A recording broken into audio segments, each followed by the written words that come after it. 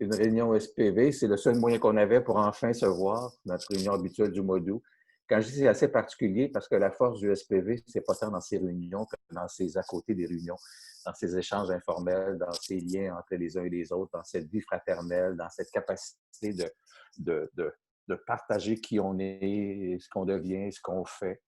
Alors, à défaut, à défaut du mieux, prenons ce qui est possible, mais ça nous permet aussi de rejoindre des gens avec qui il ne serait peut-être pas toujours évident de le faire.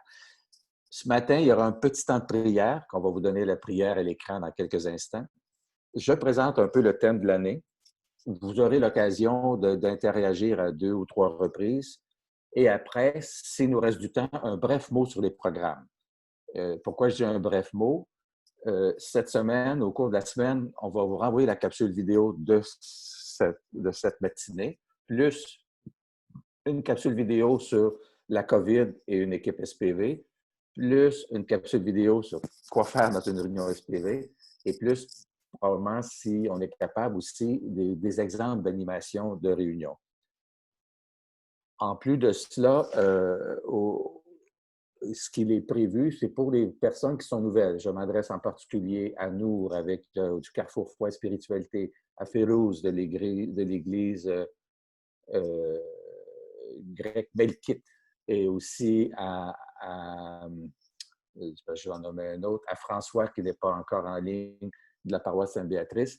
Comme ils sont tous des résidents de Laval, il sera possible d'aller vous rencontrer. Je vous proposerai des dates là, pour présenter davantage des programmes d'animation. Alors, c'est une façon de vous dire bonjour. Et c'est pour ça que je trouve très triste qu'on ne puisse pas faire ça en présence réelle, comme je dis, et non en présentiel. Et parce que c'est une belle occasion. On a beaucoup de nouveaux mondes cette année qui ont manifesté. Et je vois aussi Trinité. Lucie, ça sera aussi possible de regarder comment on peut se parler par Zoom ou avec Annie, voir comment danser. Et je vous le dis tout de suite, avant même de commencer, c'est une réalité qu'on n'avait pas pensé. On reviendra peut-être tantôt en fin de rencontre, mais je donne un exemple tout de suite quand je l'ai. Il y a une équipe à Port-au-Prince qui fête ses 25 ans cette année. Solidarité pour Tomé Pubelle. Le fondateur de l'équipe, puis au Canada maintenant, à toutes les semaines, il y a sa rencontre par WhatsApp, si j'ai bonne mémoire, avec l'équipe. Alors, il y a des avenues qu'on ne croyait pas possibles. Je pense à Annick ce matin, si jamais, avec une équipe de jeunes, ces jeunes filles pourraient se joindre. Il y a toutes sortes de choses à penser, même si les enfants, actuellement, en ont peut-être marre d'être sur des écrans d'ordinateur. Alors, si vous voulez, on va commencer par un court temps de prière. Marc-Antoine va nous mettre le document. Alors, avant d'aller à la page suivante, vous regardez, ça, c'est le dessin de la couverture d'un des programmes, parce qu'il y en a d'autres, fait par Valérie Belair, et vous retrouvez tous les thèmes du programme à l'intérieur de ça. On pourra peut-être y revenir quand on parlera du programme tantôt, mais ce qui est important de retenir pour tout de suite, c'est à temps et à contre-temps, choisis la vie. Je vous avoue que l'esprit a dû nous éclairer, parce que ce thème-là, on l'a choisi en janvier de l'année dernière, sans savoir qu'on aurait la chère pandémie que nous avons actuellement. Alors, à temps et à contre-temps, choisis la vie. Je crois que c'est assez original. Alors, si vous voulez, on va prendre un petit temps de réflexion pour commencer. Je n'avais pas prévu de chant parce que c'est interdit de chanter dans les groupes. Alors, on n'aurait pas en mettre un ce matin, mais on n'a pas ajouté. Alors, à la deuxième page, s'il vous plaît.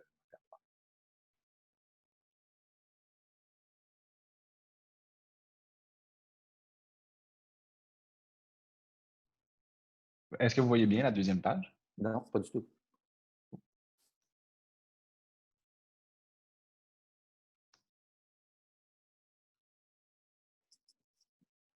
Voilà.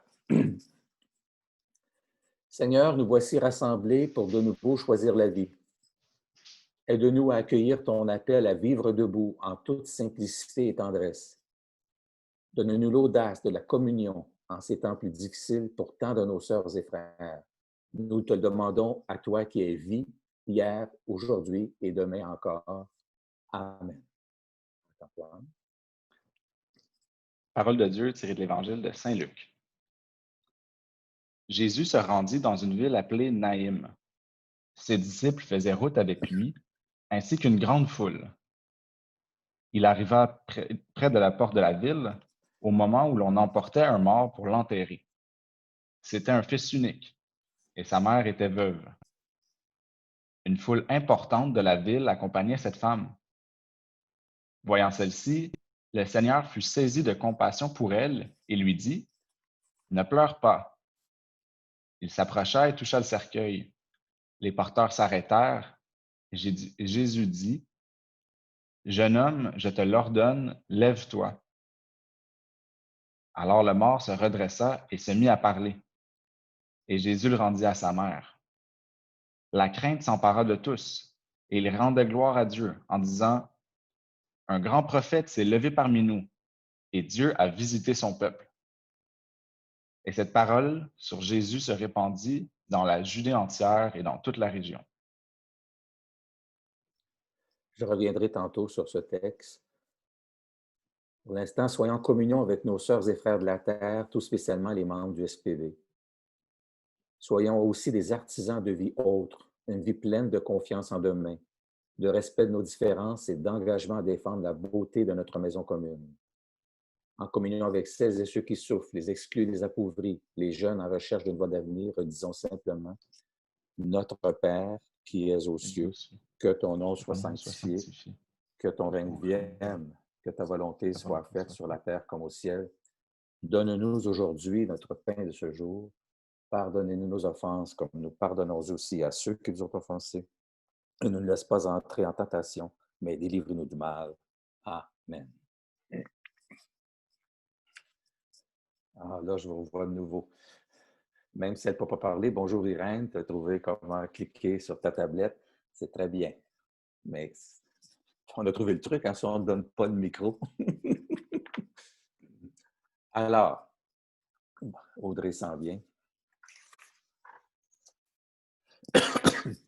Alors, ce matin, on se retrouve justement pour reparler de l'idéal du SPV, comme on fait à chaque année.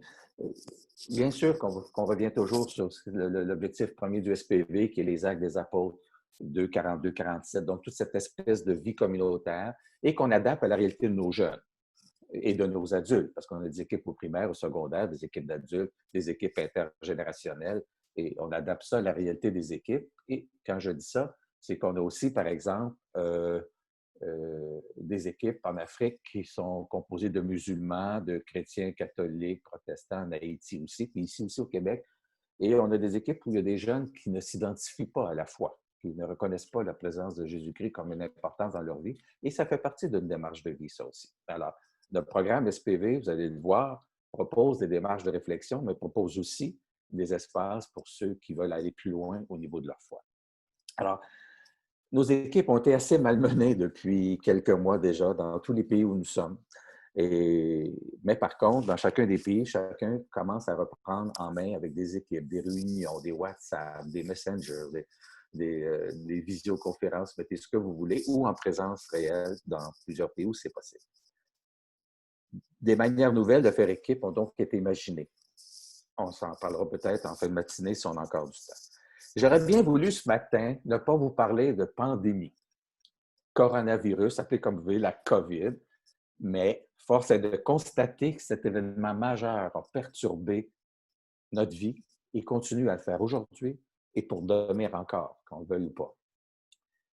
Et j'allais dire pour dans 5 ans aussi, puis dans 10 ans, parce qu'il y aura d'autres pandémies. Donc, il faudra apprendre à composer avec cette réalité de la mondialisation de ce que nous sommes, du tourisme, du commerce qui entraîne tout ça. Le phénomène nouveau ici n'est pas l'ampleur de la pandémie, ni le nombre de décès aussi élevé, aussi tragique soit-il, parce qu'on en a déjà eu des pandémies beaucoup plus tragiques. Mais je pense qu'il est plus dans l'anxiété qui nous habite, une anxiété qui est bien cultivée par nos réseaux sociaux, par nos médias d'information. On sent une angoisse, une certaine anxiété très grande chez les gens. Anxiété aussi entretenue par des fausses nouvelles et tous ces nouveaux spécialistes qui envahissent l'espace public. Je n'ai jamais vu tant de spécialistes dans tous les domaines soudains qui savent exactement ce qu'il faudrait faire en cas de pandémie dans une école, dans un hôpital, dans une ville, dans un commerce, partout. On a plein de gens ultra compétents soudainement. Alors, ce matin, je fais un premier petit exercice pour qu'on en ait parlé, puis qu'après ça, j'en parlerai plus de l'avant-midi. C'est une façon de prendre notre anxiété qu'on a peut-être encore ce matin. Moi, je l'ai pour une raison plus simple. J'ai toujours l'inquiétude que le système plante dans la prochaine heure, l'informatique, qui me dit « ça ne marche pas ». Alors, on verra. Alors, on prend notre anxiété ce matin pour la mettre de côté. Alors, ça aussi, c'est un défi pour moi en passant. Vous savez, ceux qui me connaissent, je parle avec mes mains. Hein. Ça fait que dans le petit écran, il ne me reste pas beaucoup de place pour faire bouger ces mains-là. Alors, je vous pose 3 questions. Puis là, vous prenez quelques secondes, puis s'il y en a qui veulent réagir, vous cliquerez sur votre chat, puis vous nous direz. Qu'est-ce qui nous a le plus manqué pendant ces derniers mois, depuis le mois de mars? Et qu'avons-nous découvert de positif dans ce temps particulier? Qu'est-ce qu'on a découvert de positif? Et qu'est-ce qu'on a perçu d'essentiel dans nos vies pendant ces mois-là? Donc, qu'est-ce qui nous a manqué?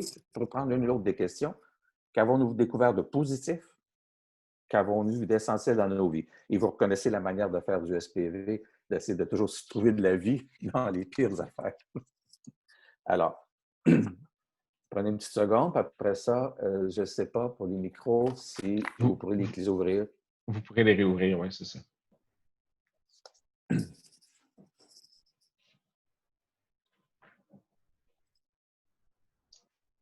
J'attends qu'il y ait 2-3 personnes au moins qui réagissent, puis qu'après ça, on continuera la session. Robert, tu as ouvert ton micro. C'est ça. Moi, ce qui m'a manqué, c'est, étant donné que j'étais dans la catégorie des aînés, on se faisait quasiment dire « reste chez vous ». Tu sais, habitué d'organiser des choses, là, mais c'est des gens qui m'offraient finalement d'aller me chercher des provisions, puis plein de choses. En tout cas, dans ce sens-là, là, c'était vraiment différent. Par contre, ben, étant en campagne, ben, c'était possible, ma conjointe, de prendre des marches, d'avoir de l'espace et de faire autre chose. Dans ce sens-là, ce n'était pas l'immobilisation. Quelque chose d'intéressant, notre groupe de partage biblique, puis SPV adultes, là, on a continué à se rencontrer à tous les semaines, le vendredi soir, avec nos partages, et ça, ben, c'est quand même intéressant. Oui. Fait que c'était ça mon vécu. Merci. Martine, je vois que tu as ouvert le son.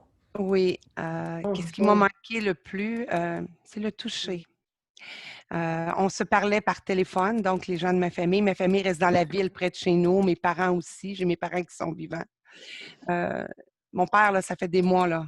Je le vois là, depuis peut-être 2 mois. Là. Au début, je ne pouvais pas du tout. Je ne prenais pas la chance. J'allais faire son épicerie parce qu'il y a 80 ans.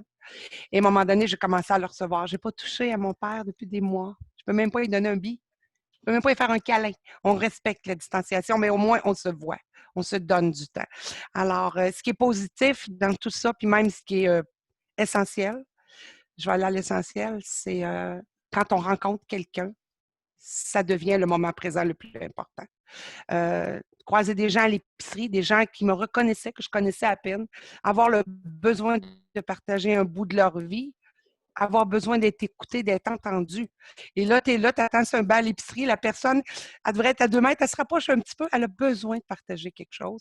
Alors, tomber dans l'écoute, puis cette personne-là, ça lui donne un sourire parce qu'elle a besoin d'un contact. Alors, le contact physique, j'en ai été privée, mais à chaque fois que j'ai eu l'occasion de rencontrer quelqu'un, de pouvoir écouter l'autre et pouvoir aussi parler, parce que si on n'a pas quelqu'un en face de nous, ben il n'y a pas d'échange, il n'y a pas de relation. Alors, ce qui est le plus essentiel dans nos vies, ce qui demande pour moi, c'est le temps de rencontre.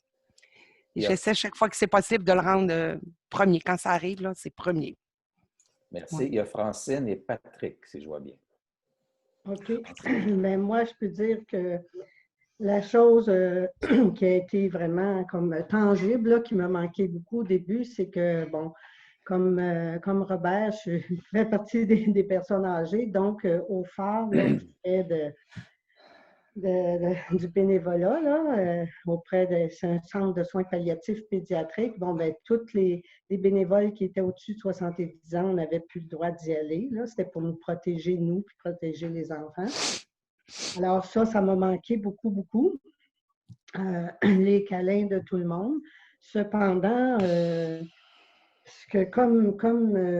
même si j'étais une personne âgée, j'étais quand même en forme. Alors, à tous les jours, je prenais mon vélo et j'allais vis-à-vis les gens que je connaissais, les gens, entre autres, qui étaient en résidence ou quelque chose comme ça. Alors, j'allais les voir de leur balcon à mon vélo en bas. Fait que tous les jours, je m'organisais pour voir une personne, puis tout le monde que je voyais l'appréciait, puis était content. Fait que ça, c'était des moments vraiment un petit peu magiques, un peu spéciaux. Là. Ça, c'était bien. Et puis, bon, c'est sûr que tous les câlins des enfants du fort m'ont manqué beaucoup, beaucoup. Et là, à partir de la fin d'août, à partir du mois d'août, on a eu le droit. La santé publique nous a donné le droit, si on n'était pas malade, de retourner au phare. Et bon, ça a été vraiment un moment spécial. Et puis, par contre, là, depuis 2 semaines, depuis 2 lundis, je n'y vais pas parce que c'est à mon tour, j'ai une grosse sinusite, là. Je pense que ça s'entend un petit peu. Alors, c'est pas la COVID parce que j'ai pas les autres symptômes, là, mais j'ai la sinusite. Donc, je me suis mis moi-même en confinement. Là. Je ne peux pas aller donner ça aux enfants au phare, c'est sûr. Dis-nous le phare, peut-être juste dire le phare pour les gens, qu'est-ce que c'est? C'est un centre? OK, le phare enfant-famille, c'est ça, c'est un centre de soins palliatifs pédiatriques pour des enfants qui ont une maladie spéciale, là, qui demande beaucoup de soins et qui est une maladie qui était issue fatale, bien sûr, mais c'est pas nécessairement, ils vont pas, c'est pas comme les soins palliatifs chez les adultes, là, ils vont pas nécessairement mourir dans quelques semaines ou quelques mois, là, il y en a que ça peut durer des années, mais dès que le diagnostic est posé, alors ça devient un centre de répit en même temps pour les parents de ces enfants-là. Et c'est pas très loin d'ici, là, pour moi, ça se fait en bicyclette, là, facilement. Alors, c'est ça, ça a été les difficultés. Par contre, c'est ça, j'ai appelé des gens, j'ai reçu beaucoup d'appels. Je me suis aperçue que les gens, quand même, c'est ça, les gens autour de nous, autour de moi, en tout cas, on y tenait à se donner des nouvelles puis à s'encourager l'une l'autre, là. Parfait. Patrick et Lorraine, après ça, je vais retourner à la session. Bien, c'est la session-là, mais je vais reprendre la parole. Ça, je vais dire Patrick. OK. Bien, ce qui m'a manqué, juste pour être sûr, est-ce que vous me voyez puis vous m'entendez? Oui, très bien. OK. Ben, c'était de voir du monde. Ce qui est positif, pour la pandémie, on a réussi à virer notre monde de bord. Là. On a réussi à changer notre mode de vie complètement. Fait que le positif, je me dis, ben, quand il arrive un problème sérieux, si on veut, on s'organise en société puis on change les règles, on change plein de choses. Fait que je me dis, ben, pour d'autres défis qu'on aura à relever, ça sera possible aussi de changer notre mode de vie en fonction du problème qu'on a à faire face. Là, je pense, mettons, au changement climatique, mais il y a du positif. On voit de quoi on est capable si on veut. Puis l'essentiel qui a pu ressortir, c'est malgré tout ça, bien, le temps, lui, continue de passer. Fait que l'essentiel, c'est à quoi on utilise le temps qu'on a. Parce qu'il ne reviendra pas. Bien, tout le monde, dans toutes les situations, est toujours libre de se dire, bien, moi, dans ma vie, qu'est-ce que je fais? J'utilise-tu mon temps d'une bonne manière? Fait que c'est un questionnement qu'on peut toujours porter, qui importe on est, puis dans quelles circonstances. Mais je pense que c'est un bon moment de faire le point, puis de dire le temps que j'ai, je l'utilise à faire quoi. C'est mes 3 réflexions. Merci. Et Lorraine? On ne t'entend pas, Lorraine.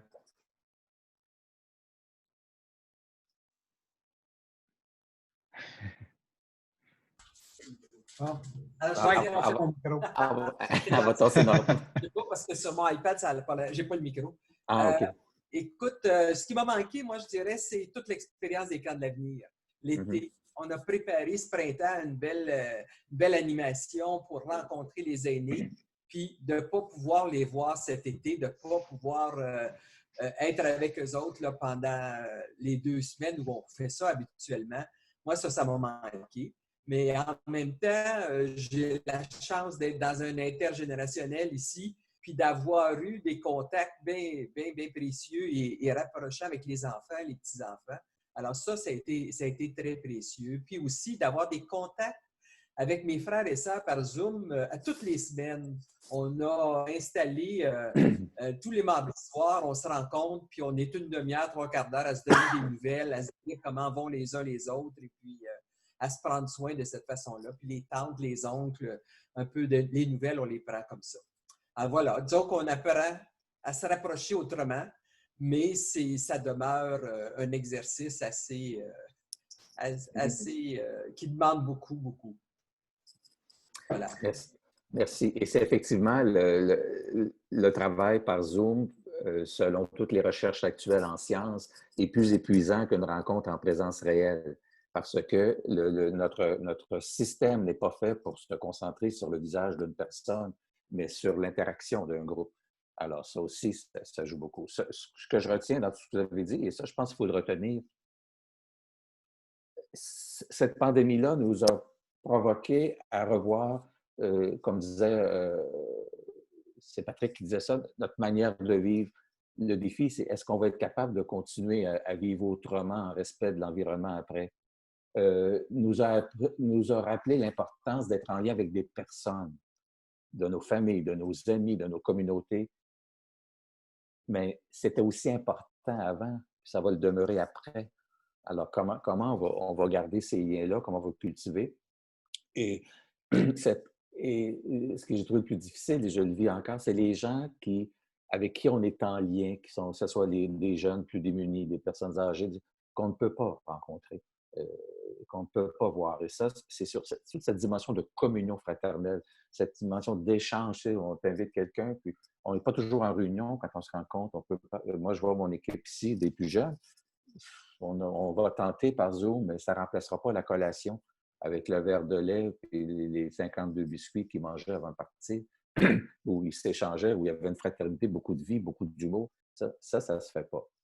Mais, à défaut du meilleur, prenons ce qu'on peut. C'est ça, je pense, qu'il faut retenir. Et tous les complotistes là, de la non-COVID, là, je peux vous dire ce que ça fait de la COVID. Vous savez peut-être pas tous, mais je l'ai eu déjà en mars dernier, sans avoir de symptômes majeurs, mais ça a créé chez les gens qui l'ont une fatigue profonde. Pour certains qui deviennent fatigue aussi du goût de faire quelque chose. Alors, il faut être conscient. Nous, il faut continuer à garder le cœur de la vie et c'est là-dessus que je continue. Je vais revenir quelques instants sur le texte de Saint-Luc qu'on écoutait tantôt. Je pense qu'il n'a pas choisi pour rien. Il dit beaucoup, à mon sens, dans le contexte actuel. Puis je vais m'arrêter juste à quelques mots, pas à l'ensemble de ce qui est dit là-dedans. C'était un fils unique et sa mère était veuve. Ça, là, c'est très important de partir. Ça dit beaucoup de la sensibilité des premiers chrétiens à la misère des gens simples, les appauvris tous les temps. Il faut se rappeler qu'à cette époque-là, les femmes n'avaient aucun droit. J'allais dire, ça fait pas longtemps qu'elles en ont. Il y a encore des sociétés où ce n'est pas Madame un tel, mais c'est la mère de tels enfants, c'est l'épouse de monsieur, c'est la fille d'un tel. Alors, on la nomme jamais, j'ai encore lu cette semaine, je ne sais plus quel pays, mais c'est encore comme ça. Là. Donc, une femme veuve n'avait encore beaucoup moins de droits parce qu'il n'y avait plus personne. Et son fils, c'était sa raison de vivre, mais c'était aussi le soutien de famille. C'est comme ça que ça marchait. Donc, son fils unique décède. En plus de la désolation de voir perdre son fils, elle est aussi devant toute l'angoisse de ce qui vient. Qu'est-ce que je vais faire? Elle se retrouve devant rien, laissée à elle-même, devenant dépendante dont on ne sait pas trop qui. Là, on dit, le Seigneur fait pris de compassion pour elle et lui dit, ne pleure pas. Il n'a pas dit, ça va aller mieux, ça va bien aller. Il a fait qu'un petit arc-en-ciel de couleur. Et il a dit, ne pleure pas. Il faut se placer là, dans ce regard de tendresse de Jésus. Il faut l'avoir, nous, ce regard-là. Et il y a une attention toute spéciale à ce qui se passe. Là, il n'est plus sur la foule qui marche, il n'est plus sur le jeune homme. D'abord, la veuve n'a pas de nom, remarquez dans le texte, ni l'enfant. Il n'est plus sur... Il est avec elle. Il aurait pu passer son chemin comme on fait bien souvent devant de la misère humaine. Parce qu'on dit, c'est au-dessus de mes moyens, c'est la société, c'est la mondialisation. Puis là, on passe notre chemin. Et ce qui est encore particulier ici à Naïm, là, on est bien loin de Jérusalem, qui était la pure cité avec son temple, qui était le lieu principal de la foi juive. On est en terre de Galilée, avec un peuple bien aimé de Dieu, celui des petits, celui des appauvris, celui des plus misérables. Et rappelez-vous, que peut-il bien sortir de bon de Nazareth? C'est ça, c'est le même pays. Alors, il faut, nous, dès aujourd'hui, pour chacune de nous, développer cette manière d'être qui fait de nous, j'allais dire simplement, même pas des chrétiens, de véritables humains. Des personnes qui ne tournent pas la tête, qui ne détournent pas leur regard devant la réalité, des personnes qui ne fuient pas leur réalité, des personnes qui osent des avenues porteuses de vie heureuse. C'est ça notre défi et c'est ça le cœur du SPV. Et puis là, je dis ça avec tout le respect pour les célébrations, quoi que ce soit. C'est pas de savoir si nos jeunes prient 3 fois par jour, s'ils récitent le chapelet ou si ils vont à la messe. C'est pas ça le cœur. Sont-ils en train de devenir des humains soucieux des autres au nom de leur foi pour ceux qui partagent la même foi et qui la nourrissent cette foi-là, bien sûr, mais sont-ils en train de devenir des humains pour qui l'avenir du monde est important? Et tout ne s'arrête pas ici aux beaux mots de consolation. « Ah, je te comprends. Ah, quelle misère. » Non, Jésus dit, et retenez ça, « Jeune homme, je te l'ordonne, lève-toi. » C'est fascinant, ce petit bout de texte-là. Jésus donne un ordre au fils décédé. Vis debout, lève-toi. Je trouve que c'est un appel qui résonne encore dans nos oreilles ce matin, je peux le dire, dans nos oreilles ce matin. C'est un appel qui est fondamental. Ça devrait nous prendre aux tripes devant la misère humaine. À temps et à contre-temps, choisis la vie. À temps et à contre-temps, choisissons la vie. Osons un avenir plein de vie. Dans notre contexte actuel, cet appel devrait nous provoquer à nous affirmer, à croire en un monde autre où chaque personne aurait le droit de vivre debout dans la reconnaissance de sa dignité, le droit de vivre debout dans la reconnaissance de sa dignité. C'est le cœur de l'Évangile. Ici, il n'y a pas de tergiversation possible. Jésus n'a pas dit, si ça te tente, là, quand tu seras prêt, ben, après avoir considéré ton potentiel, analysé ton mieux-être, lève-toi. Jeune homme, lève-toi. Il n'a pas dit, mets-toi à genoux. Il n'a pas dit, marche à 4 pattes. Debout, qui est la position des filles et des fils de Dieu que nous sommes. Et cet appel ne s'adresse pas seulement aux croyants que nous sommes, mais à tous les humains. Peu importe leur conviction religieuse, peu importe leur foi, peu importe aussi leur rejet de l'Église ou de tout ce qui est spiritualité.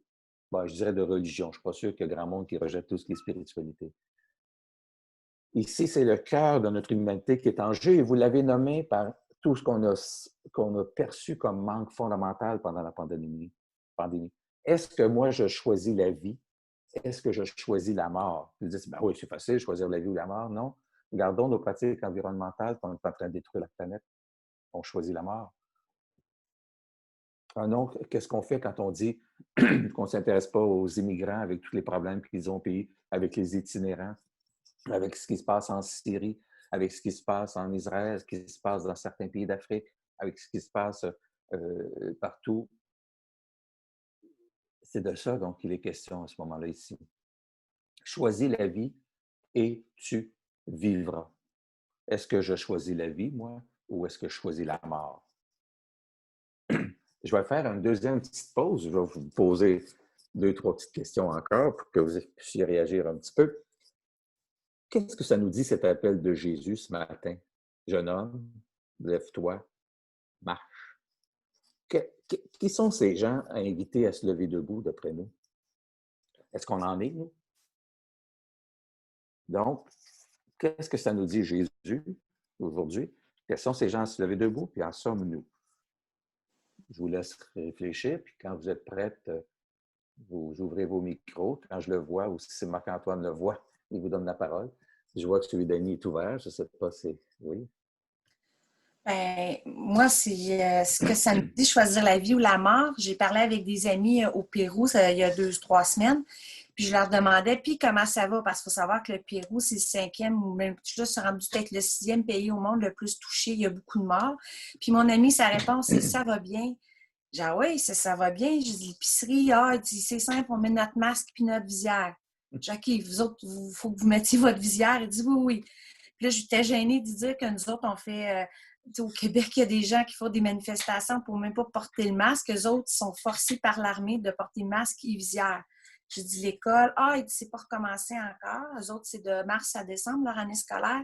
Il dit ça se fait par radio, par Internet. Là, c'est comme si nous autres, c'était Télé-Québec qui faisait l'école pour tous les élèves du Pérou. Là. C'est tout le monde qui suit comme ça. Je fais OK. Puis j'ai dit, as-tu le droit de sortir? Il dit non, non, non. Il dit, puis moi, j'ai visité sa maison. Là, c'est un 4,5. Il vit avec ses parents, sa sœur, son chat. Il dit, on ne peut pas aller marcher. Il dit, on peut juste aller faire l'épicerie. Puis il dit, je peux faire des commissions avec mes amis parce qu'il dit, j'ai une voiture. Puis j'ai dit, ça va bien? Il dit, oui, on n'est pas malade. On n'est pas malade. On va bien parce qu'on est tous ensemble. Puis il dit, on passe du temps en famille. Fait que il a perdu sa job, il cherche un autre emploi, tous les prix de la bouffe ont monté. Et quand il me parle, si je ne pose pas de questions, la vie est belle parce que pour eux autres, je ne suis pas malade. Fait que, des fois, quand on entend ce qui se passe ailleurs, ça nous rentre dedans. Eux autres, ils ne peuvent pas aller marcher. C'était une petite expérience que j'avais voulu vous partager. Tout à fait. Merci. D'autres personnes?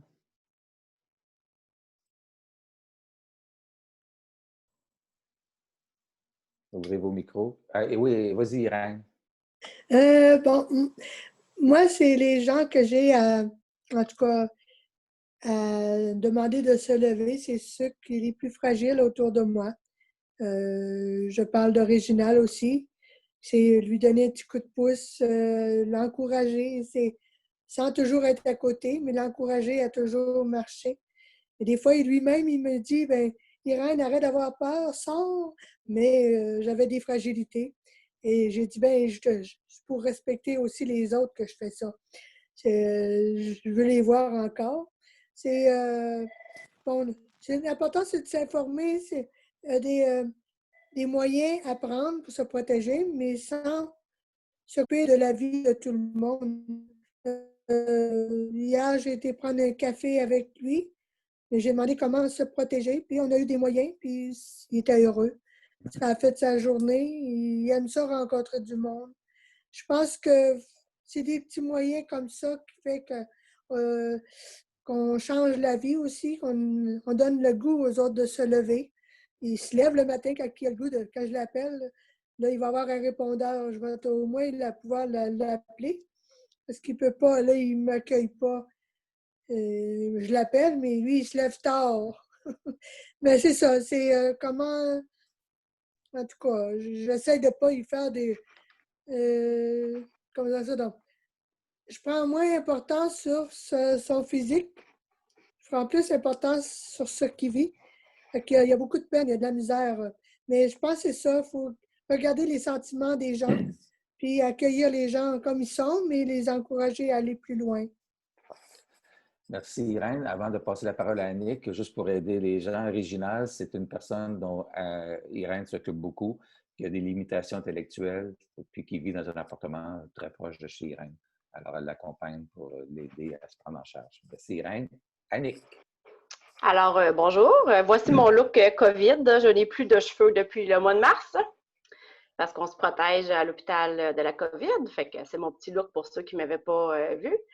Pour ceux qui ne savent pas, là, moi, je travaille dans un hôpital. Ce qui nous a aidés, là, je vais faire un petit peu du pouce sur ce que dit Annie, mais ce qui aide tout le monde, il faut qu'ils se tiennent vraiment debout.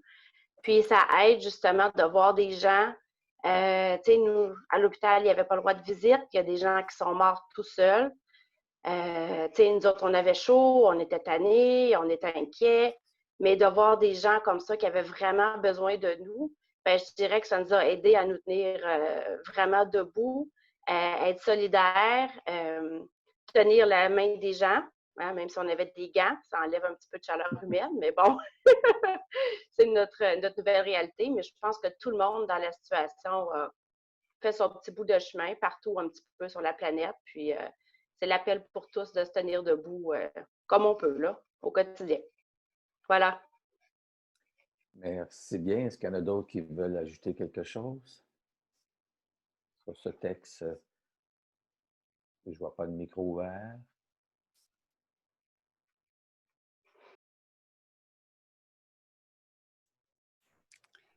Gilles, est-ce que tu voulais dire quelque chose? Oui, Gilles, vas-y. Ah, ben, je ne sais pas, il y a quelqu'un qui a pesé sur quelque chose. J'ai eu un message, puis là, hey, je peux parler. Oh! Moi, j'aimerais plus revenir à la première partie. Question. Je pense que le fait de se voir, même si on n'est pas face à face, ça me touche beaucoup. Fait que ça fait partie des choses qui nous ont manqué à tous. Je pense que qu'est-ce qui est positif, c'est de faire de notre vie au jour le jour. Je suis d'accord avec Patrick. Notre manière de vivre, si on s'assoit, puis comme il y a des fois que j'ai les bleus, il y a des fois que je ne dirais pas le gros mot, là, mais je ne suis pas content. Mais je me dis, c'est tout le monde qui est comme ça. Et on a le droit de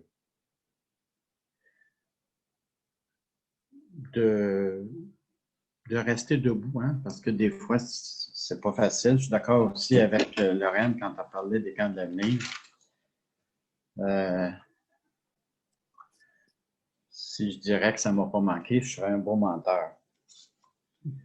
Et qu'est-ce qui est essentiel? Ben, je pense qu'avec Yolande, elle est là, on est là pour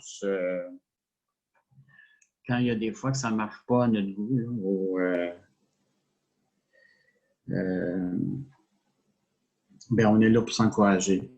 Et je pense que ça doit être la même chose pour tout le monde, autant pour Irène que pour des gens qu'on connaît dans la coop.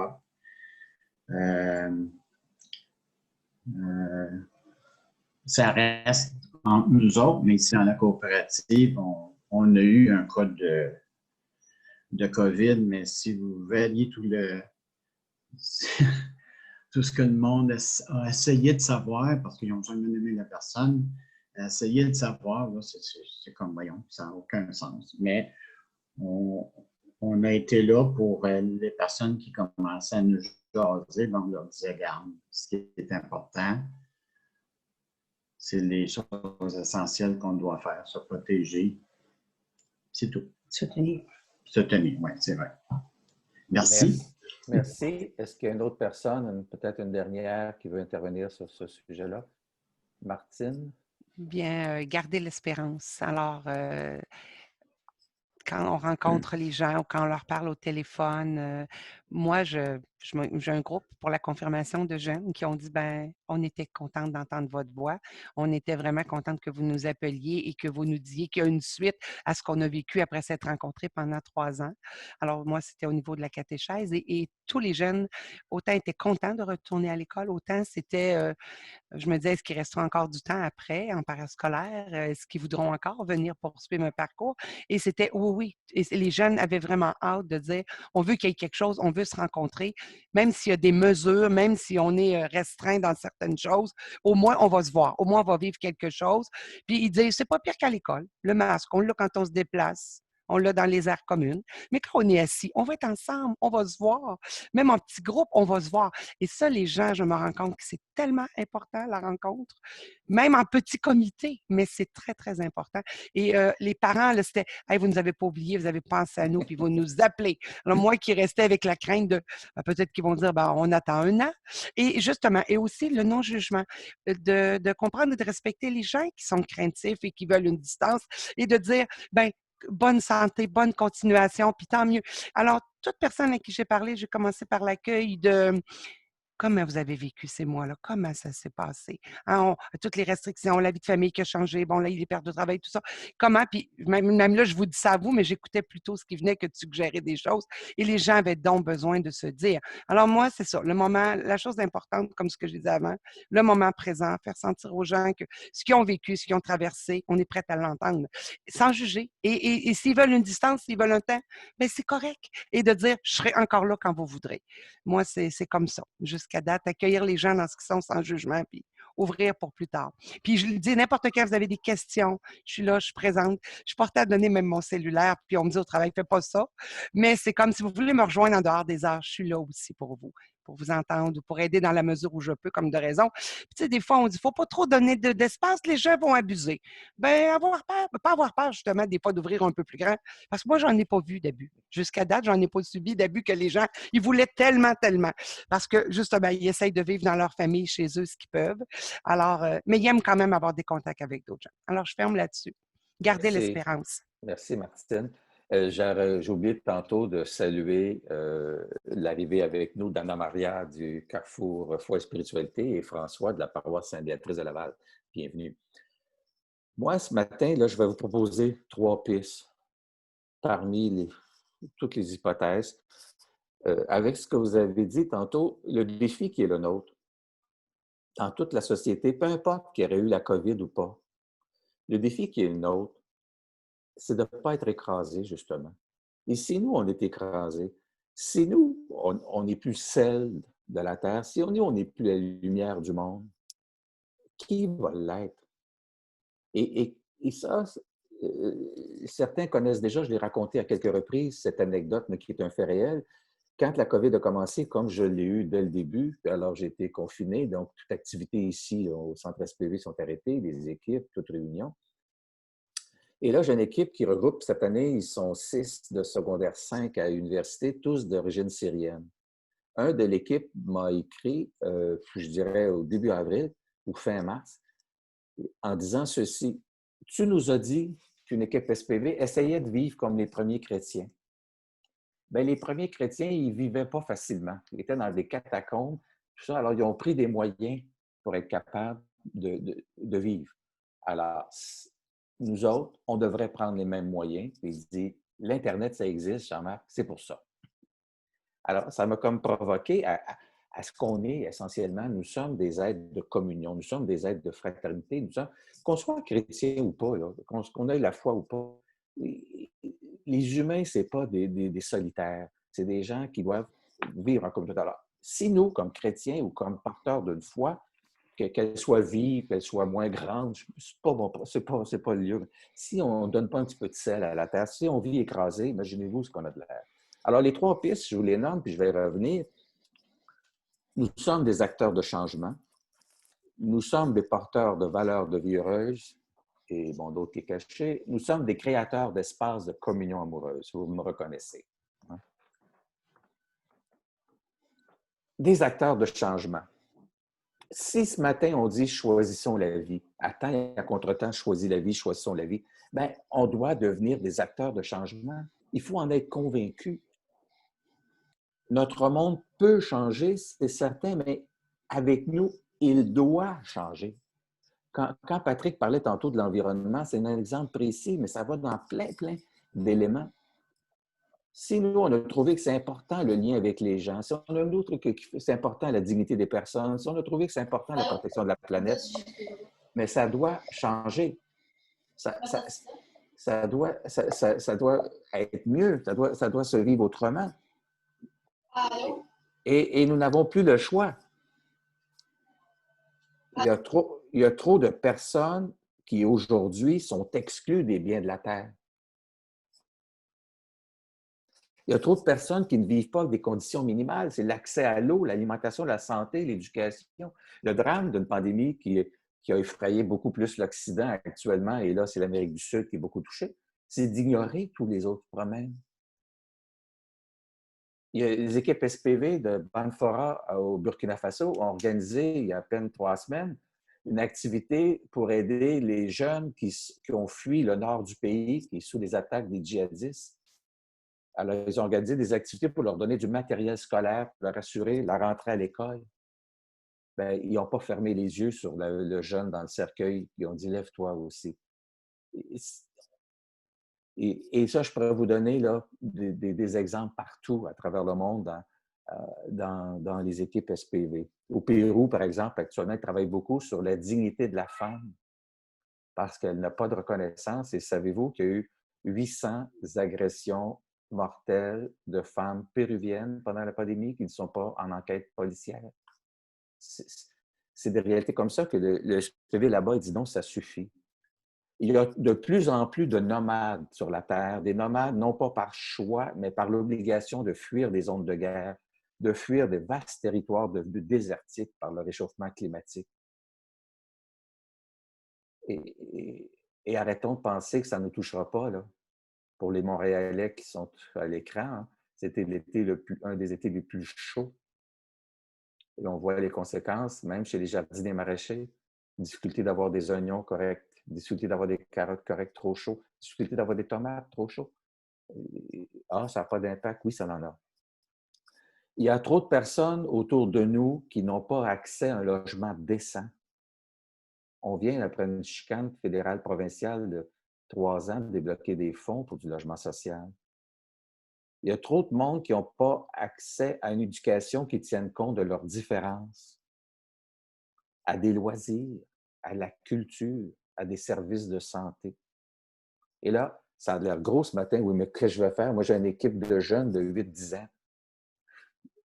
Vous avez les habitués à s'intéresser à leur grand-mère qui est tout seul, à l'élève dans la classe qui est rejeté, à celui qu'on voit qui ne mange jamais à la cafétéria, etc. Osons donc ce matin affirmer que nous croyons au mieux-être de tous. Engageons-nous avec d'autres, à la mesure de nos moyens, en toute solidarité, à relever les défis de notre temps. C'est ça des acteurs de changement. Et ça va dans les attitudes, dans nos mentalités, comme dans les gestes qu'on pose. Et ça, pensons pas que c'est acquis, là. Il y a des relents qui nous reviennent, et on l'a vu même sur toutes sortes d'attitudes. Quand on cherche d'où venait ce virus-là, c'est la faute des Chinois. Donc, tout ce qui était asiatique, on les fuyait. Et donc, mais des acteurs de changement, oui, on croit qu'un monde différent est possible, puis oui, on va y travailler. Nous sommes des éducateurs, des éducatrices dans une équipe SPV ou dans une communauté paroissiale ou dans une école ou dans un centre, peu importe. Alors, croyons que nous pouvons être des acteurs de changement. Deuxième pôle, j'arrête de finir pour ceux qui commencent à être fatigués. Des porteurs de valeurs de vie heureuse. Nous avons dit qu'on choisit la vie. Nous choisissons ensemble la vie. Alors, mettons de l'avant des valeurs toutes simples. Vous en avez parlé tantôt. Pleines de joie et pleines de tendresse. Il faudrait qu'à notre contact, jeunes et moins jeunes, là, se remettent à sourire à la vie. Pas naïvement, là, béatement, mais qu'à notre contact, ils se remettent à sourire à la vie, qu'ils se remettent à avoir confiance en la vie, qu'ils se remettent à avoir confiance en leur potentiel, croire en ce qu'ils sont, que nos rencontres deviennent des lieux d'écoute, des lieux de partage, des lieux de fête. Ça va être difficile d'ici Noël, on en est conscient, peut-être toute l'année, mais gardons cette préoccupation-là, que notre marche, malgré toutes nos contraintes, malgré toutes nos difficultés, soit joyeuse et pleine d'espérance. On rencontre assez de gens qui sont aigris par la vie, aigris par l'injustice, aigris par l'isolement, aigris par la COVID, les directives gouvernementales. Nous, soyons des êtres de joie. Cette joie, pour moi, c'est la joie de l'Évangile qui m'habite. Ce matin et demain encore, on devra être des porteurs de valeurs de justice, des valeurs de paix pour nous et pour tous les peuples de la Terre. Et c'est ça qui fait que, plus on s'ouvre, par exemple, Annie parlait tantôt de ses amis du Pérou. Elle a eu des contacts. Alors, je suis sûr que dans sa réflexion hebdomadaire, ce n'est pas quotidienne, le Pérou est là. Moi, à cause des équipes SPV au Pérou, en Haïti, au Burkina Faso, au Congo, au Togo, au Madagascar et au Burkina Faso, je pense, au Cameroun, bien, je dois vous dire qu'à tous les jours, j'ai une attention pour ces pays-là. Puis quand il y a quelque chose dans l'actualité, ah oui. Et maintenant aussi avec la Syrie, parce qu'il y a beaucoup de jeunes Syriens dans le SPV actuellement, j'ai toujours une préoccupation sur la Syrie. Comme j'en ai eu beaucoup sur le Liban, quand Sœur Jeanne d'Arc avait des équipes, justement au Carrefour Foi et Spiritualité, il y avait beaucoup de jeunes Libanais. Alors, ouvrons-nous sur le monde et ayons ce souci. Bien sûr, je ne peux pas faire grand-chose, mais je peux tout de même avoir au jour le jour, contribuer là où je suis à un monde qui porte des valeurs de vie heureuse.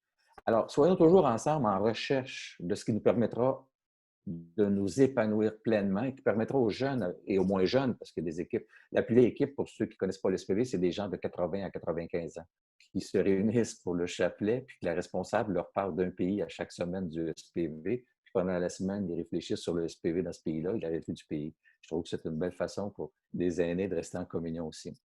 Donc, soyons tous ensemble en recherche de ce qui permettra à tous et à chacun de s'épanouir pleinement, selon ce que chacun est, et en toute confiance. Essayons pas d'être autre que ce qu'on est. Et amenons les jeunes à accepter ce qu'ils sont et à développer tout leur potentiel.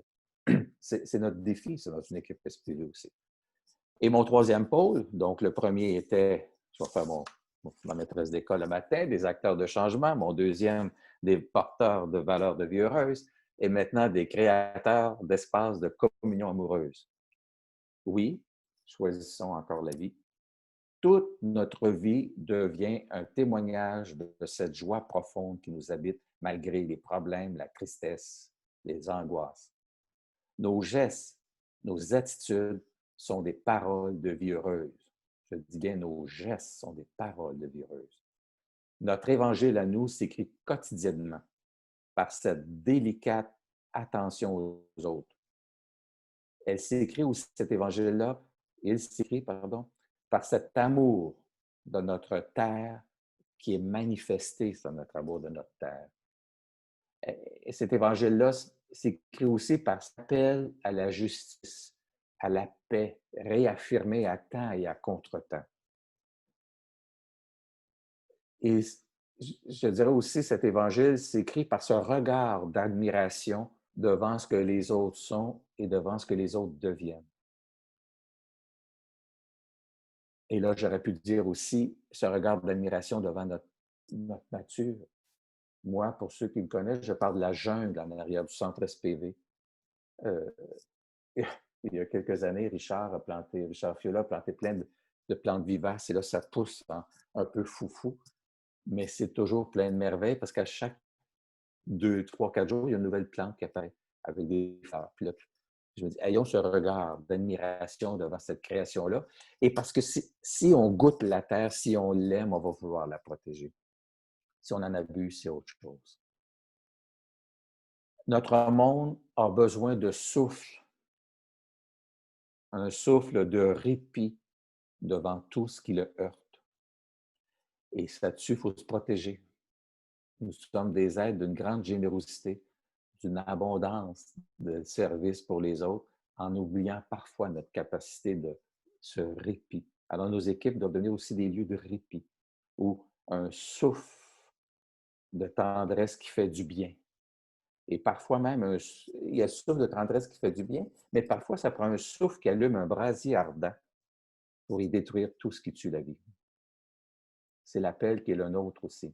Et vous connaissez vos milieux. Soyons donc des créateurs d'espaces de communion amoureuse. Osons poser des gestes d'espérance là où tout semble boucher. C'est notre défi, nous.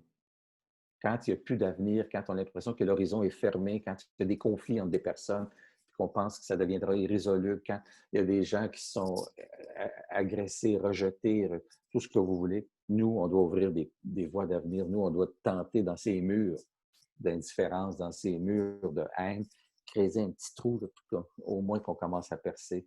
Puis, c'est comme une fissure dans un toit, quand vous laissez couler de l'eau, tôt ou tard, elle va faire le dégât général. Mais nous faisons des dégâts de joie dans les lieux de haine et d'injustice. Ce matin, je le crois profondément, et je l'ai toujours cru, et encore plus aujourd'hui, chacune de nous peut encore choisir la vie, peut encore aimer la vie, peut encore défendre la vie, peut encore prendre la vie à pleine main, peut encore l'embellir, malgré tout ce qui est difficile. Chacune de nous peut contribuer au relèvement de tous les jeunes de Naïm écrasés par la vie. Jeune homme, debout, lève-toi, je te l'ordonne. C'est quelque chose. Chacune peut être un facteur de changement. Chacune de nous peut être des porteurs d'espérance. Chacune d'entre nous peut être des acteurs au quotidien, et pas dans les choses extraordinaires, mais dans l'ordinaire de la vie de tous les jours, mais aussi parfois dans de grandes actions. On peut participer à des grands projets. Vous savez, je pense que c'est aujourd'hui même, le 26 ou le 27 l'année dernière, où 500 000 personnes marchaient dans les rues de Montréal pour l'environnement. Est-ce qu'on s'en rappelle? Est-ce qu'on a posé des gestes après ça, concrets, pour changer nos manières de vivre, nos manières d'être, nos manières de consommer? Ça fait qu'à matin, je le répète, à temps et à contre-temps, choisis la vie. À temps et à contre-temps, choisissons la vie. C'est là notre défi et c'est ça notre thème de cette année. Ça termine notre première partie sur le thème de l'année. Je ne sais pas si vous voulez réagir quelques instants. Et après ça, il est 11 heures et quelques minutes. Je prendrai juste quelques minutes pour vous présenter un des programmes de l'année pour vous rappeler comment ils sont faits avec les thèmes.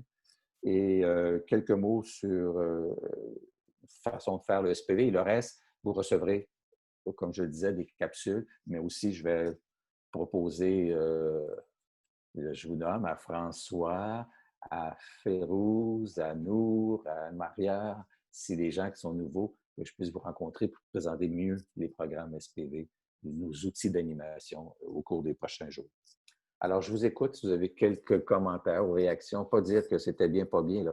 Comment vous vous situez dans cet appel à créer des espaces de communion amoureuse, des acteurs de changement et des porteurs de valeurs de vie heureuse? Je nous écoute.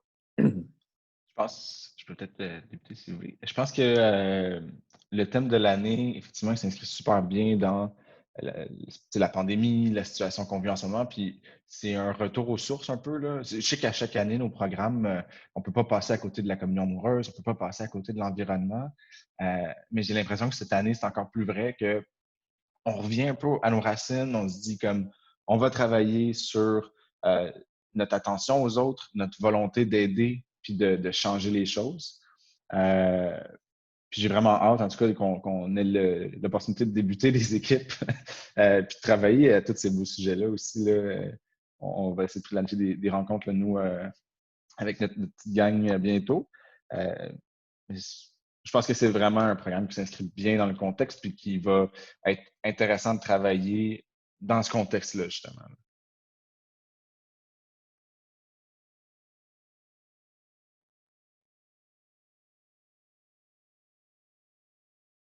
Je regarde les micros qui s'ouvrent quand je donne la parole. C'est comme ça que, pour l'instant, je ne vois aucun micro. C'est dire que ça va. Nour. Oui, moi, je viens d'écouter tout ce qu'il nous a présenté. La seule difficulté, c'est la situation qu'on vit actuellement.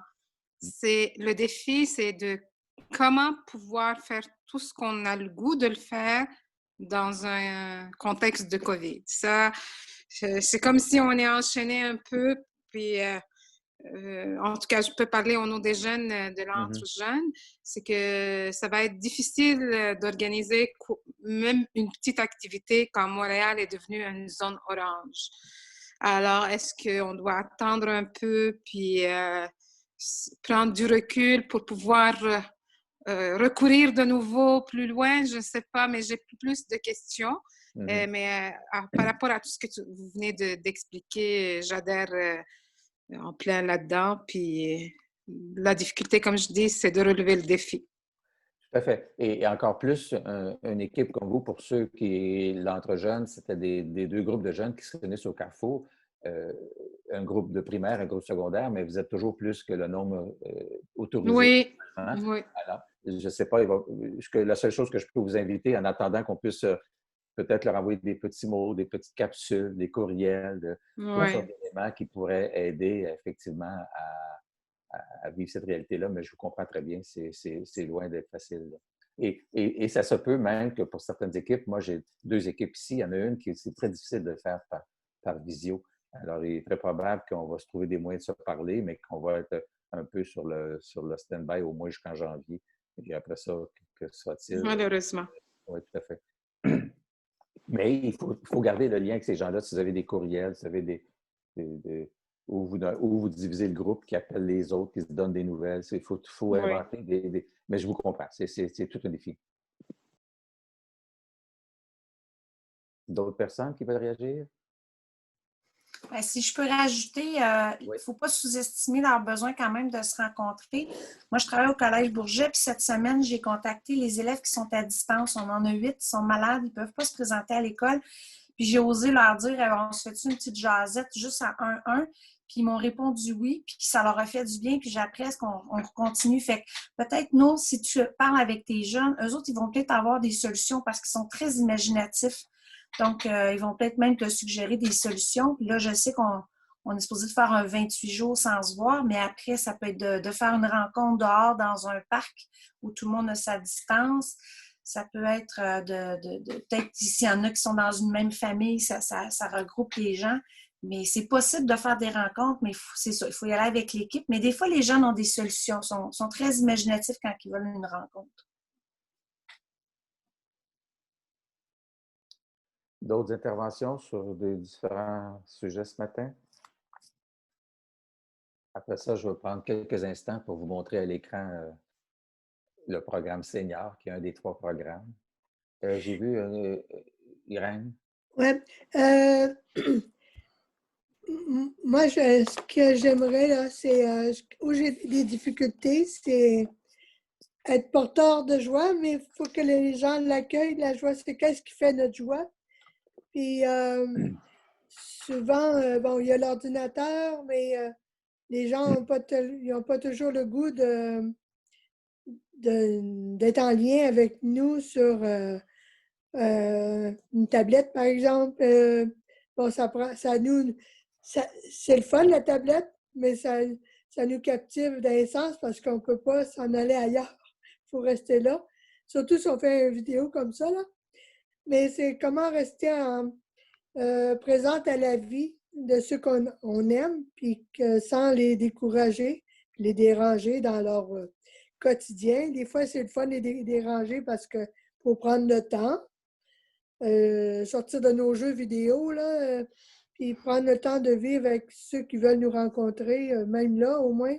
Pas s'oublier. Mais en tout cas, il y a encore des difficultés. La pandémie paralyse pas juste notre façon de se voir, mais le cerveau, oui, je pense qu'il a peur, le cerveau. Il a peur de changement. Il a peur de rencontrer. Mais là, on ne se touche pas, on ne se rencontre pas, mais faut trouver d'autres moyens de le faire. Parce que pas s'oublier, il faut rester en contact quand même.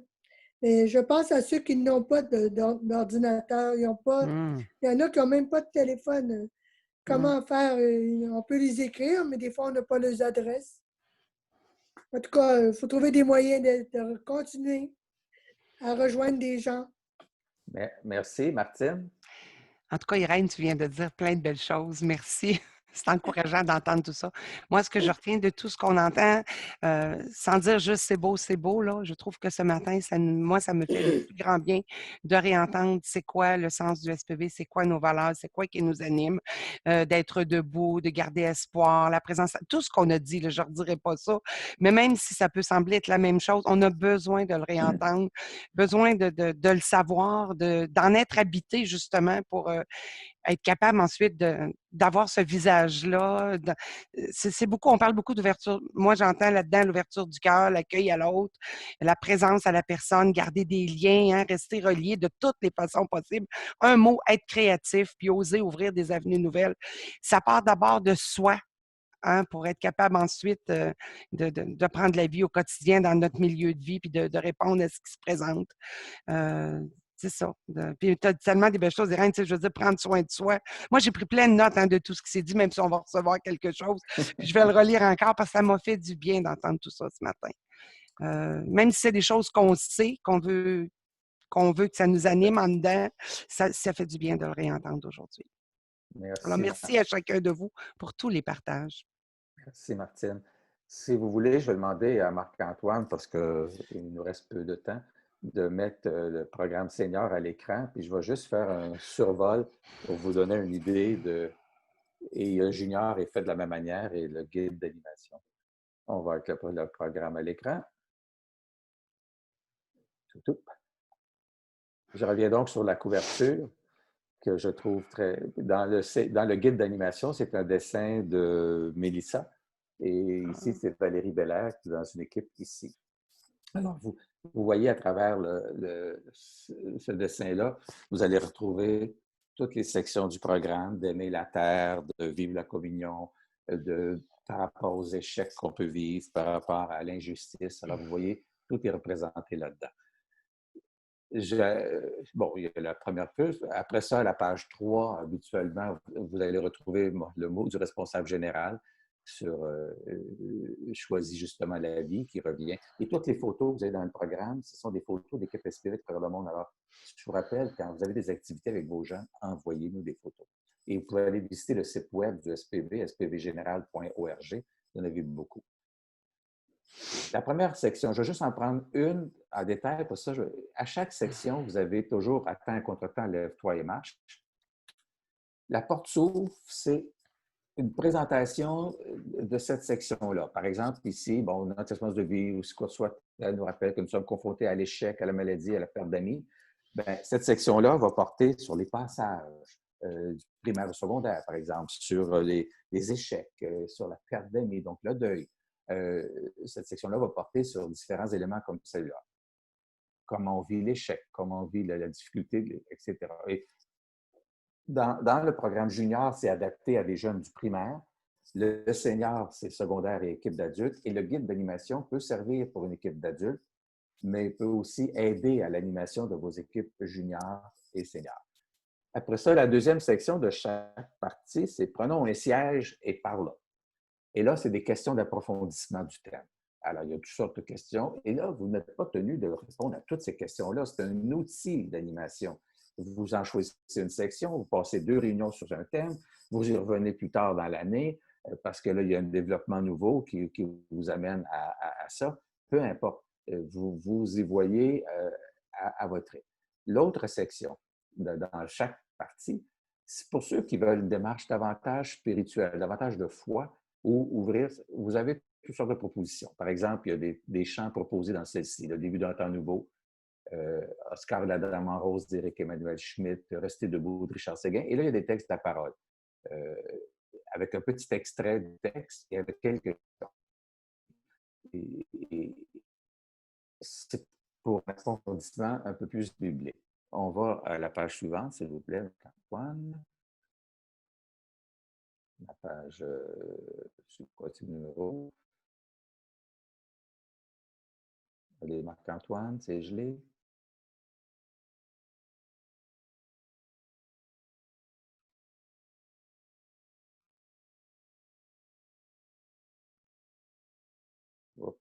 Est-ce que c'est gelé, Marc-Antoine?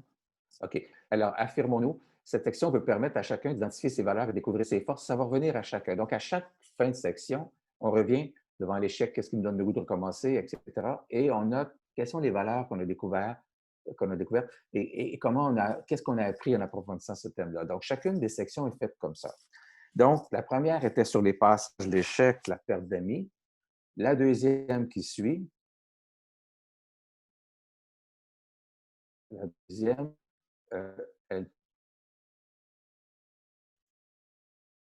la deuxième, c'est crie et dénonce. Si tu peux baisser juste un petit peu la page. Elle porte sur tout ce qui est injustice, tout ce qui est atteinte à la dignité de la personne, tout, mais adapté à un langage de jeune. Par exemple, vous voyez une question au bas de cette page-là. Quel est l'état de ton milieu de vie? Y a-t-il des injustices, de la violence, de l'intimidation, du rejet, de la pauvreté? Et sur le globe terrestre, on invite à faire un globe terrestre. Puis là, bien, sur ce globe terrestre-là, à chaque semaine, ça peut être comme ça. Vous voyez, un thème peut revenir toute l'année. Il faut avoir une carte sur votre mur, puis là, dire cette semaine, on a entendu parler que ça va mal en Syrie. Il y a quelque chose qui s'est passé au Burkina Faso. Et on le colle, et ça peut être notre ville, ça peut être notre école. Et on continue, donc après ça, ben, on essaie, dans le fond, c'est des...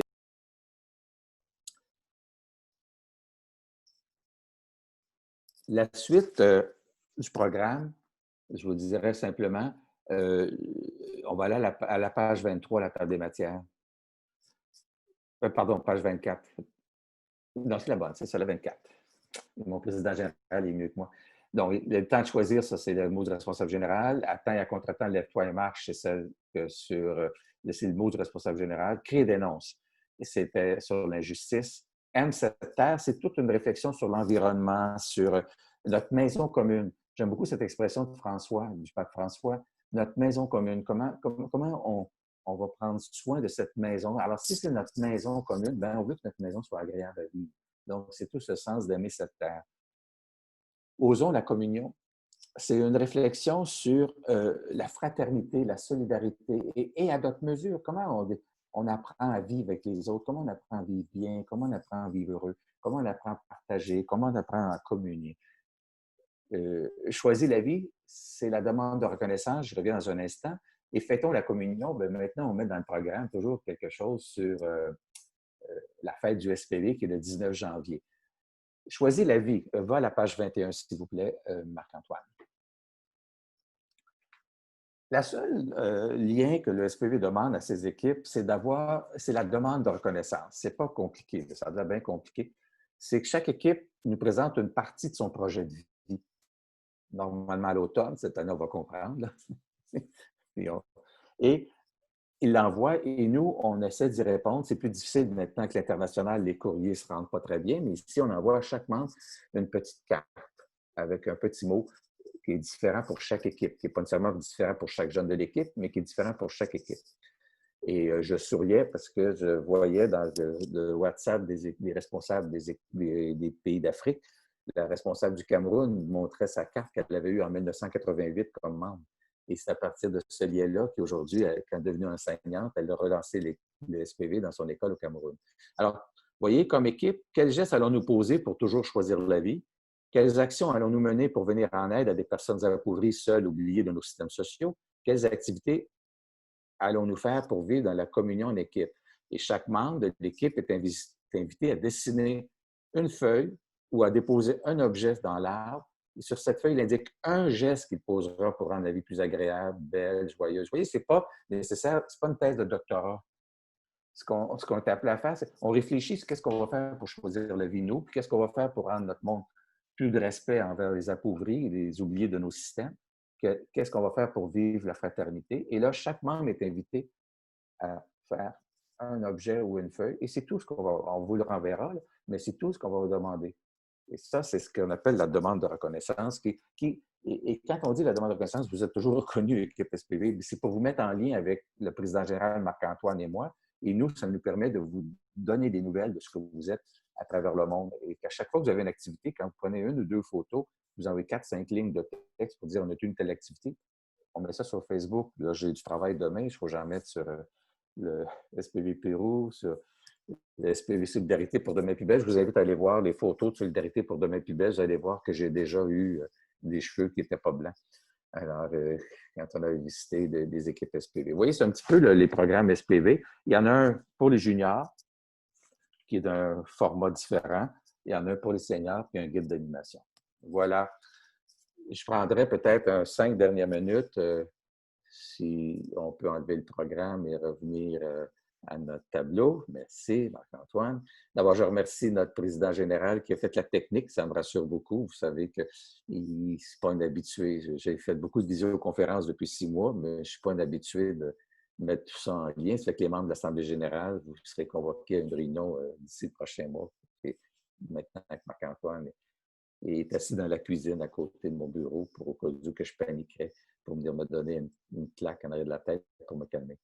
Alors, je vous remercie beaucoup. Je vous remercie aussi de votre présence. Je ne sais pas si vous avez des derniers commentaires à donner. Je vous remercie beaucoup de votre présence ce matin et je compte sur vous. Je sais que ça va être difficile de lancer vos équipes SPV au cours des prochaines semaines, mais inventer des moyens pour rester en lien, même si ce n'était que d'appeler, d'envoyer des petits courriels, d'inventer toutes sortes de moyens. Moi, j'ai aimé cet été, il y a des membres qui sont venus à la porte, voir si j'étais encore en vie. Et je trouve ça sympathique, mais au moins, ils sont venus d'autres qui ont appelé. Alors, je pense que c'est ce réseau-là qu'il faut que vous entreteniez. Et, je rajouterai une chose, peut-être inventer, compte tenu que cette COVID nous a dit qu'il est peut-être possible pour certaines équipes d'être en lien à distance. Il y a des gens qui souhaitent être membres d'équipe, mais qui n'ont pas de monde autour. Je prends par exemple à Audrey, Bien, Audrey, peut-être qu'elle pourrait texter sa sœur qui est à Trois-Rivières, puis à Chalet-Patrick qui est à Trois-Rivières, puis qui est trois ensemble, de commencer à créer un petit noyau. C'est une façon nouvelle. J'ai des gens, nous, qui venaient au Camp de l'Avenir, qui me restent maintenant à Edmonton, une famille d'origine, qui veulent toujours avoir des liens. Mais là, j'allume, je dis, ah, mais c'est vrai, je pourrais peut-être avoir un noyau avec ceux qui sont dans la région de Windsor. Puis, il faut imaginer peut-être des avenues nouvelles. L'important, c'est de rester en lien, de tisser des liens et de cultiver ces liens-là, de nourrir ces liens-là. Et je vous avoue que c'est bien par les courriels, c'est bien, mais pour certains, c'est de recevoir des cartes postales, d'autres, c'est de recevoir des lettres. C'est toujours agréable, cela dit, de garder ces liens-là. Alors, je vous encourage beaucoup. Je vous encourage beaucoup. Et peut-être s'il y en a qui veulent réagir ou dire d'autres choses, moi, je me tais. Là, je vois qu'il y a une main levée. François, si je vois bien. Oui, allez-y. Bonjour, Jean-Marc. Bonjour, François. Ça va bien? Très bien. Oui, merci beaucoup pour toute l'information. J'avais une petite question là, vraiment technique. As-tu un document d'approbation pour les droits à l'image pour les jeunes? Les photos qui sont là, ils sont ah oui, je suis prêt à vous en envoyer un pour que quand vous envoyez des photos, oui, je pourrais vous envoyer ça. C'est une très bonne question, effectivement, parce qu'on puisse les publier. Jean-Marc, il ne l'a pas mentionné, mais normalement, tout ce que vous nous envoyez, vous assurez à l'avance d'avoir les droits justement d'utilisation de la photo. Alors, je prépare la lettre. Ouais. C'est possible que ça se retrouve sur le site Internet ou dans nos publications qui sont papier ou PDF distribués. C'est ça. Ça prend ça, effectivement, pour les jeunes. Ouais. Oui, c'est bon de me le rappeler. J'aurais complètement oublié, mais effectivement, c'est essentiel. Parfait. Merci. Puis on se refait signe, François, avec Nour et avec Anna Seferouz. Vous êtes toutes les trois à Laval, voir s'il y a moyen de se voir pour que je vous présente plus facilement pour les programmes SPV. Parfait. As-tu une idée à peu près? Ça serait je vais vous envoyer un courriel demain. OK, parfait. Merci. Merci. Une ou deux dernières interventions. Mélissa? Au niveau de justement là, cette approbation-là, est-ce qu'il faut la renouveler à chaque année ou c'est comme ou ça dépend peut-être de la feuille d'approbation aussi, là, je ne sais pas. Ça dépend des âges des jeunes, effectivement. Non, une fois que la feuille, la façon dont elle est faite, elle peut être pour quelques années. Par exemple, quand j'étais au Collège Bourget, quand elle était signée, elle était pour la durée de présence à l'école. Et c'est indiqué quelque part, si vous ne souhaitez plus que ça soit continu, vous devez aviser nous. Il y a quelque chose dans le texte, je ne sais pas par cœur, mais il y a quelque chose comme ça. C'est bon. Ça va? Autre chose? Ben, c'est une expérience nouvelle. On aimerait bien se revoir en personne un jour parce que c'est aussi agréable. Mais au Camp de l'Avenir, on n'a pas les moyens de dire qu'il y a une session en personne, une session avec des gens à distance. Ça serait intéressant. Mais sachez qu'il va y avoir des expériences qui vont être faites comme ça avec les équipes d'Afrique, de Madagascar, d'Haïti et Pérou. Pérou, ils fêtent d'ailleurs leur anniversaire. Je crois que c'est le 3 octobre. Il y aura une célébration. Puis ils vont m'envoyer le lien Facebook pour être en célébration avec eux. Alors, il faut tisser ces liens-là. Alors, je vous remercie beaucoup. Je vous souhaite une excellente année malgré tout. Et un petit clin d'œil en dernier. Vous savez qu'aujourd'hui, le 26 septembre, c'était l'anniversaire de naissance du fondateur du SPV, le frère Dugal, Léandre, aurait eu 90 ans aujourd'hui. Alors, il nous a donné la possibilité de réaliser son clin d'œil du ciel dans son ancien bureau avec certaines de ces choses. Alors, soyons en communion aussi. Et c'est notre histoire, et c'est notre manière de continuer à vivre debout comme il souhaitait tant. Alors, merci de votre présence. Je vous souhaite une excellente fin de semaine sous les airs ensoleillés pour ceux qui sont à Montréal. Il va faire très beau et très chaud. Merci. Au plaisir de vous voir. Merci. Merci beaucoup. Merci.